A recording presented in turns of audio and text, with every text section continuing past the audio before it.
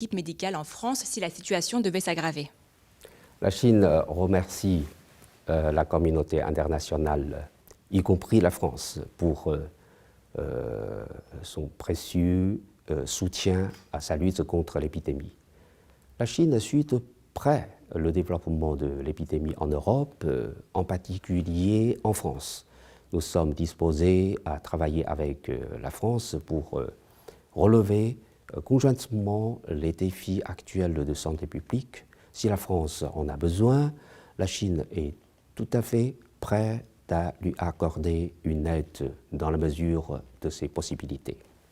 Le président chinois Xi Jinping a eu une conversation téléphonique avec son homologue français Emmanuel Macron.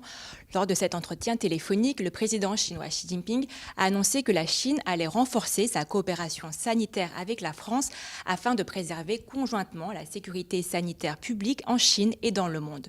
Quelle est la coopération entre les deux pays, monsieur l'ambassadeur, et en quoi consistent ces renforcements?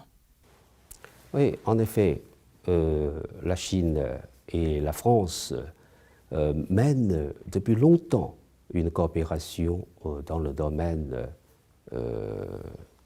dans le domaine sanitaire, médical et dans le domaine de la prévention et du contrôle des maladies infectieuses.